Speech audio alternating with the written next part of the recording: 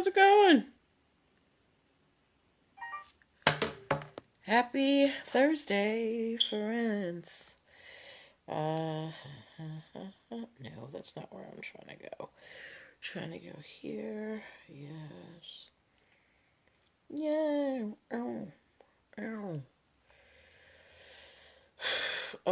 Hi to my parents. Hi to Joey. Hi to my family members that watch. And my friends. Y'all the real MVP. Thank you to everybody that's gonna come on into the room. There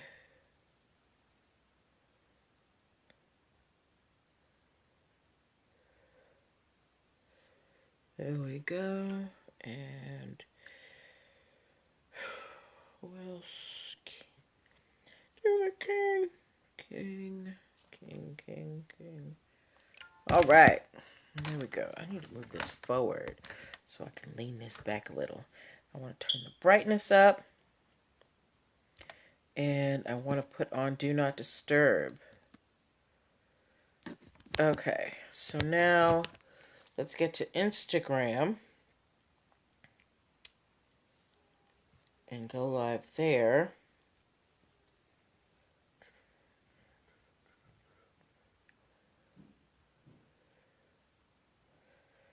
Where y'all at?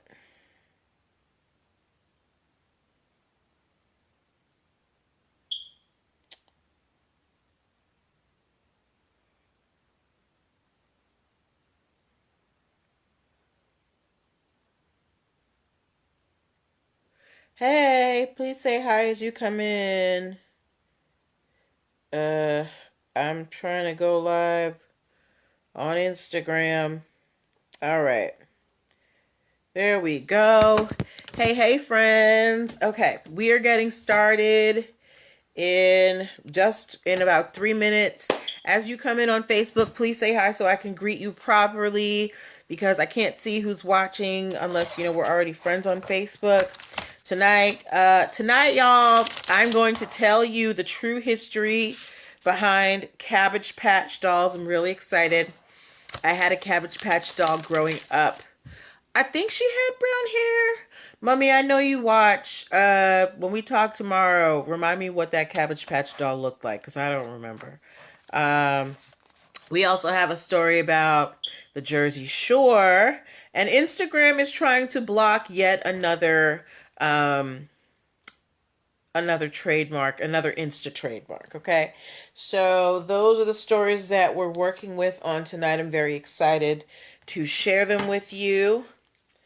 I know y'all like to pop on at 8:05, so I'm not gonna, Oh, okay, I got who's that? Hey, Margaret, how you doing, girl? How you doing, doll?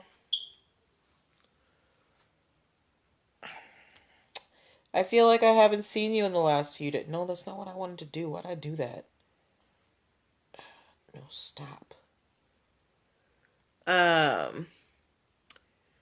Okay, so we've got 5 people on Facebook. If you guys could please say hi, just come in, say hi so I can say hi to you individually, just like Margaret did, because I don't know who is in here unless we're already friends or you say something. And I like to be able to say hi to every person individually, okay? All right, so we are getting started in just 1 minute at 8:05. I want you guys to share this out to your people, anybody who you think could use this information, okay? Oh, y'all, I'm really sad. I broke my cup today. But good news, my shipment is coming in tomorrow, so I'll have a new one tomorrow. Yeah. But yeah, those are all my personal updates right now. But we're going to get started. All right, it's 8:05. I didn't have the music on today. So let's get started. Hey, I am Stacy Joy. All right, let me hit the record button. Welcome, welcome, welcome. Happy Thursday, everybody. Welcome to NPL Legal Dish. This is my Monday through Thursday live broadcast where I teach business and legal concepts using pop culture and celebrity news. If this is your first time watching or listening on the podcast and you don't know who I am, I'm Natalie Pierre-Lewis. I am the owner and operator of NPL Consulting LLC, a business formation firm. What that means is I help people like yourself get your business paperwork together. So things like making sure that you have your articles of incorporation with the state. Hi, Harlem's Wild One. Making sure that you have EIN numbers and DUNS numbers. Having appropriate contracts so you don't get burned by clients and partners, brand protection strategies so people don't steal your business ideas, and hiring policies so you don't get sued for discrimination. I help you set all of these foundational things up for your business. If you're wondering why I'm qualified to do these things, I'm very happy that you asked. I'm a licensed attorney. I have been one for 15 years and counting. I've started multiple businesses for myself and others, both online and offline. I've had many careers in the realms of I've had many careers in the realms of entrepreneurship, the law, education, hospitality, and administrative support. And most important, I'm very passionate about making business and legal education as accessible to everyone as possible. Not everybody has the time, the money, or the desire to go to business school or to law school, but a lot of you have amazing business ideas. And if you're going to be successful, there's just some things that you need to know. There's no way around it. So that's why I'm here to help you learn those concepts. All right. So if you are in the startup phase of your business, or if you are thinking about starting a business, but you don't know where to start, or you've been in business for a little bit, but you've really just kind of been winging it with like Cash App and a social media page, and you want some more structure so you can really grow, go to linktr.ee/NPL Consulting Firm. Why you want to go to linktr.ee/NPL Consulting Firm? Because there you can book a free 15-minute consultation if you are a first-time client. You can also download my free Biz Launch cheat sheet that will help you choose and start your dream business in 7 days or less. As well, at linktr.ee/NPL Consulting Firm, you can subscribe to my YouTube channel and the podcast, Hey 76 Grimke, so that you can watch back episodes of this show or listen at your leisure. And you can also check out my video trainings. I have video trainings on several aspects of business formation. I have one where I show you how to apply for an EIN number. I have one where I show you how to apply for a DUNS number. And I have one where I show you how to create an operating agreement. And that's just some of them. So Linktree/NPL Consulting Firm is where you're going to be able to, see everything that's going on with NPL Consulting. All right. But now that we've gone through that, let's talk about the reason that we're here. All right. We NPL Legal Dish. So if you don't know how this show works, I'm going to tell you. I pull stories from the news, stories from blog sites, stories that you guys send me. I actually got one today from 76 Grimke that we're talking about. And from wherever I can find it. And I find the ones that have lessons that we can learn as business owners, and we talk about them. So this is a time for you to get involved. Don't be shy. Your questions and comments are welcome as long as they are respectful, okay? And this is just a lot more fun when we participate, so don't be shy. I want to hear from you, okay? So before we start, we have some comments here. Margaret Massey said, doing good. Yes, I missed all week. It seems like I got my seasonings. Oh, you did? Okay, Cape Cod so good. Use on salmon. Delish. Enough about my... Oh my gosh, I'm going to tell my sister. She's going to be so happy. Actually, let me take a picture of this screen real quick so I can send it to her later. All right. Yay, Margaret. Oh, that makes me feel so good. Thank you for supporting my sister's spice business. Look, if y'all are looking for a small batch, totally organic spice company, my sister has her own spice company called Of the Season Spices. Go check them out. She's got a great array. I've got like 3 of them. Okay. But okay. Enough of me, plugging my family's businesses. Let's move on to our stories. So today I asked you guys in my stories if any of you had a Cabbage Patch doll growing up, and about a little under 70% of you said yes. So I want to get another count right here. If you had a Cabbage Patch doll growing up, please give me a C in the comments. I did have a Cabbage Patch doll. I think she had brown hair. I'm pretty sure she had brown hair. I don't remember what her outfit looked like. I think she had freckles. Mom, we got to talk about this so we can remember what this doll looked like. You had the twins. They had twins. Okay. If you don't know what the Cabbage Patch Kids dolls are, they were these dolls that were created, and they each had, their adoption certificate. Depending on who you asked, they were ugly. Some people thought they were ugly. Some people thought they were cute. I thought they were cute. But today we are going to find out the ugly history behind Cabbage Patch dolls. Margaret Massey gave me a C for my daughter.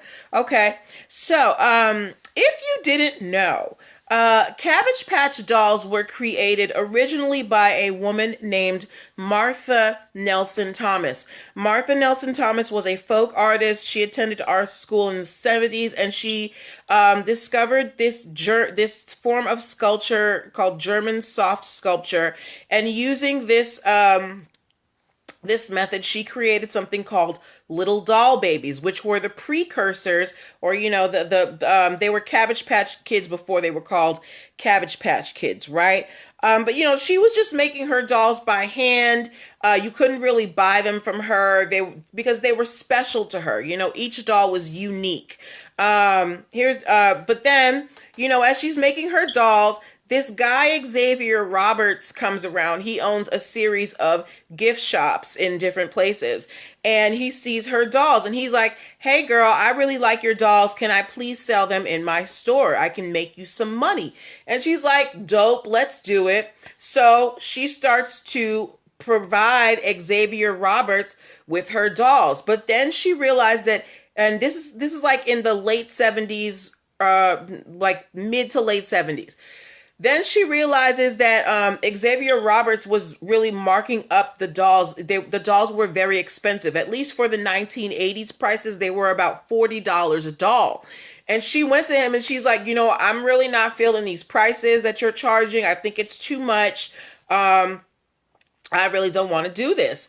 And Xavier Roberts told Martha, he was like, girl, look, we're out here trying to make some money. And she said, well, you know what? I'm not going to make you any more dolls. So he said, if you're not going to make me any more dolls, I'm going to create my own and I'm going to sell something just like it, right? Hold on. He said, if I can't sell your dolls, I'm going to sell something just like it. So Xavier Roberts began producing his own dolls that looked just like Martha Nelson Thomas's dolls.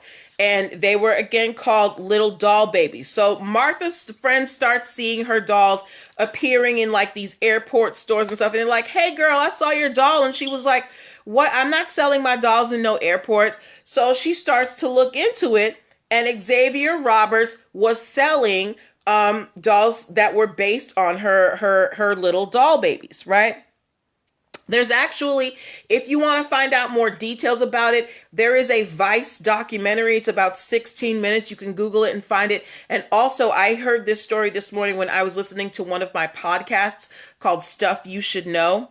Margaret Massey said people fought over those dolls. Yes, they did. They did. They were very popular. They are the most popular toy of the 1980s. They were the most popular toy in the 1980s. Okay, so Martha finds out that Xavier Roberts is selling, her little doll babies. And she gets mad. So she files a lawsuit against Xavier Roberts for copyright infringement. And now this lawsuit lasted about 8 years, okay? The problem was, while there was no question that Margaret had evidence that she created these dolls. There was a picture of her with the dolls. She had letters between her and Xavier where he said, if you don't send me these dolls, I'm going to make my own.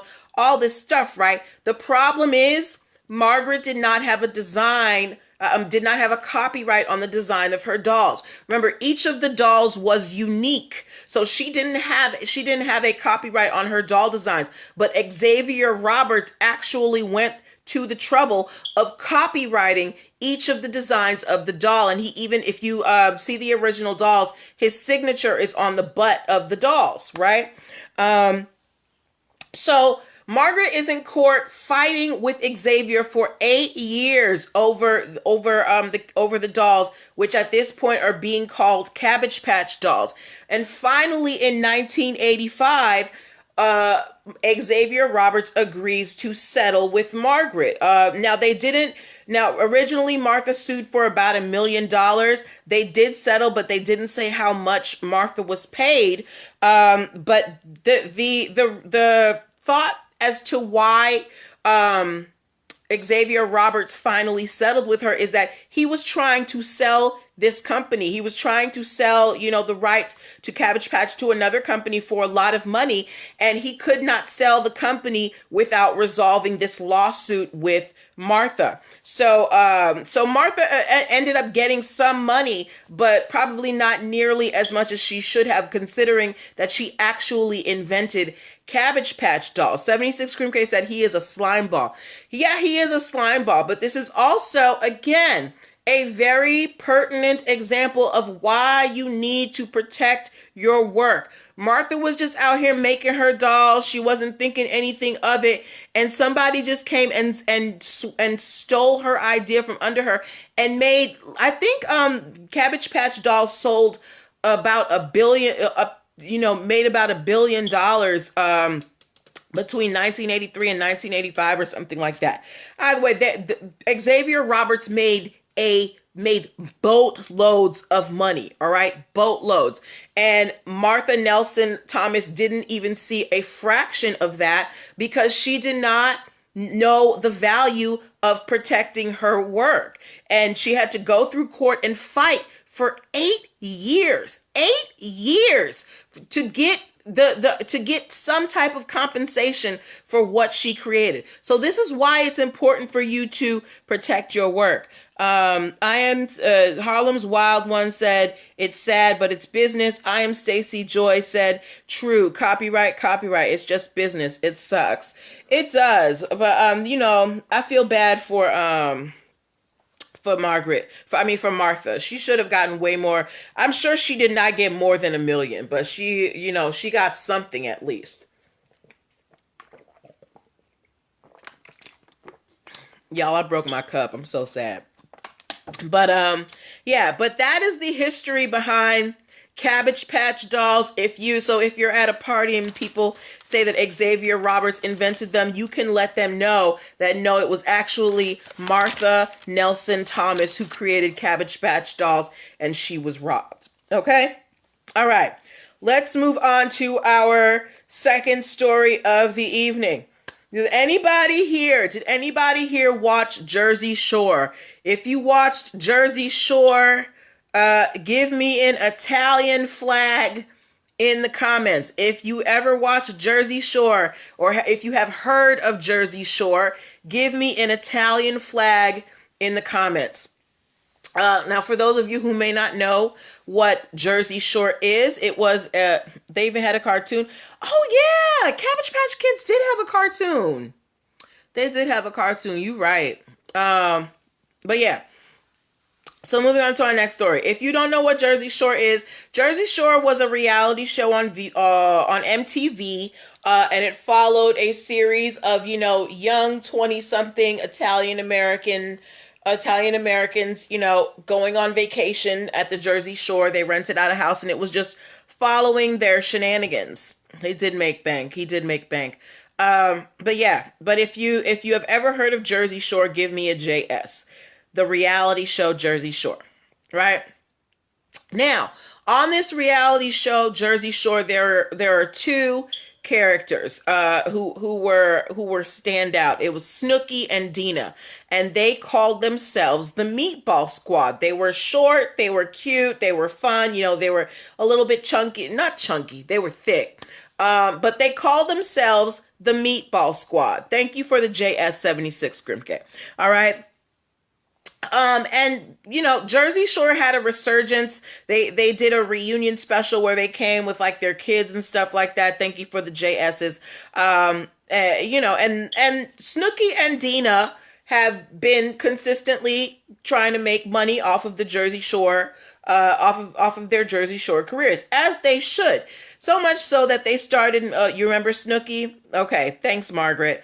That Snooki and Dina started selling merchandise. They started selling hoodies, sweatshirts, t-shirts, and stuff that said Meatball Squad on it. And they even have an online store for meatball merch called Meatball Merch, right? The problem is, there is a restaurant in New York called the Meatball Shop, and they have a trademark for the Meatball Shop, and for restaurants and for merchandise. They sell t-shirts, they sell things like that, and they have been sending cease and desist letters to Snooki and Dina, telling them to stop selling this meatball merchandise. They're saying that Snooki and Dina's meatball merchandise is ruining the good name of the restaurant, and they want, because Snooki and Dina have been ignoring the cease and desist letters from the Meatball Shop. The Meatball Shop is now suing Snooki and Dina for trademark infringement because of this meatball merch. Okay, now, do you think that the meatball, now I went to the Meatball Shop's website and I looked at the t-shirts that Snooki and Dina are selling. The designs aren't necessarily that similar, right? But do you think that there is a possibility of confusion between this restaurant and Snooki and Dina's merchandise? What do you guys think? What do y'all think? What do you think? Now, you may not have seen the merchandise, but if you heard, okay, the Meatball Shop has t-shirts, and then you're also hearing, oh, Snooki and Dina have Meatball Squad shirts for sale. Hey, Miss Whitney, would you possibly think that there was a link between the restaurants? Because Snooki and Dina, even if you don't watch Jersey Shore specifically, they're well known in the reality circuit. They are influencers. They can get the name out there. So if they start selling Meatball Squad shirts and you're not in New York and you're not a big fan of meatballs, you might not know about the Meatball Shop restaurant. I didn't know about it, right? 76 Grimke said, yes, possibility of confusion. Okay, so we got one person who thinks there's a possibility of confusion. Margaret Massey said, I don't think so, but I think Snooki could have made money on her own name. If you remember, we actually covered this several months ago, Margaret Massey. Snooki cannot trademark Snooki because it's already trademarked for a cartoon character. So Snooki is unable to trademark the name Snooki. Okay? I am Stacy Joy said, if the restaurant is meatball and the shirt store is meatball merch, yeah, I would. Okay, so you think there's a possibility of confusion as well. So I think we're all, on the same page that the Meatball Shop, they're just trying to preserve their name here. They want the court to order Snooki and Dina to stop selling this meatball merch. And they also want, any profits that Snooki and Dina have derived from selling this merchandise. So, we'll just have to wait and see. And does the judge agree that there's infringement here? Is there a possibility of confusion between the merchandise of these reality stars and this, established New York restaurant? But, as I get any updates, I will definitely let you know. Okay? And the last story that we're covering one more story for the evening, but before we go to that, I want to remind you guys that you are watching NPL Legal Dish. This is my Monday through Thursday live broadcast where we learn business and legal concepts using pop culture and celebrity news. If you are in the startup phase of your business and you need a legal friend to guide you along the path to entrepreneurship, you want to talk to me. Go to linktr.ee/NPL Consulting Firm and book yourself a free 15-minute consultation today. All right. And at linktr.ee/NPL Consulting Firm, you can also download the free Biz Launch cheat sheet that will help you choose and start your dream business in 7 days or less. All right. Okay. Let's move on to the last story. All right. Last story. Y'all, I think we've had an Instagram infringement story every week for the last 3 weeks. We had Instagram versus Instakarma. We had Instagram versus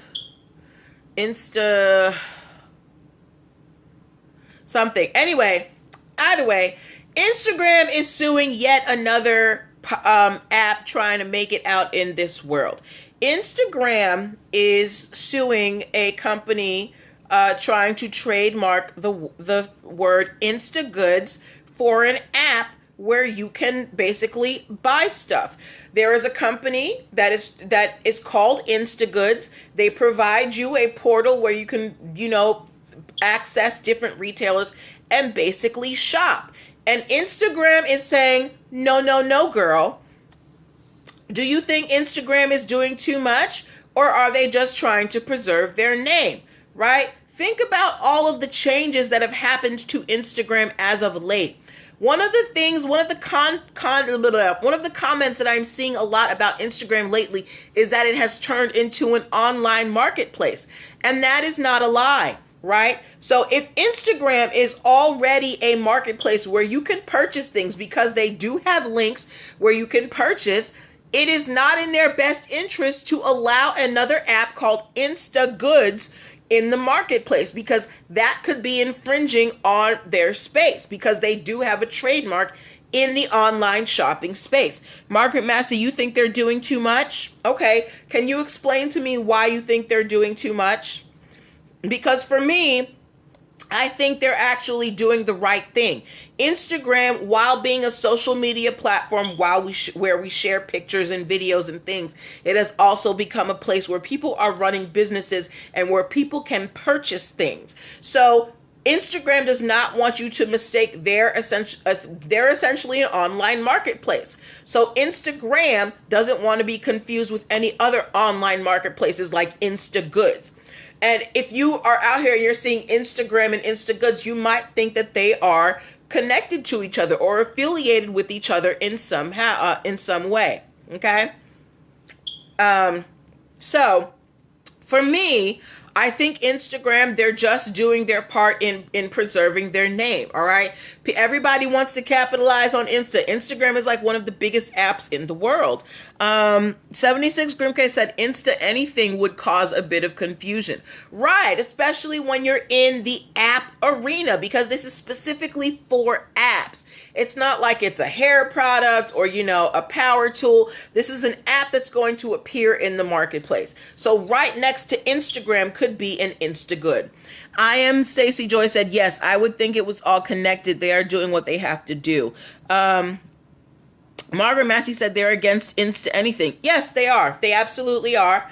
But because of their presence, the ubiquitousness of their presence in the marketplace, they have to be, right? Instagram does a lot, and they are securing the intellectual property in all of those arenas. So it is up to them to preserve their name in those arenas to make sure it doesn't become generic. One of the things that Instagram does not want is for their name to become generic, because then it loses its power. All right. So we will have to wait and see what happens between Instagram and Instagoods, but I have a feeling that Instagram will probably come out on top here, because Instagoods is just directly competing with them, because they're also providing an online shopping platform. Okay? All right. Whew. Y'all, I'm thirsty. I did a lot of talking.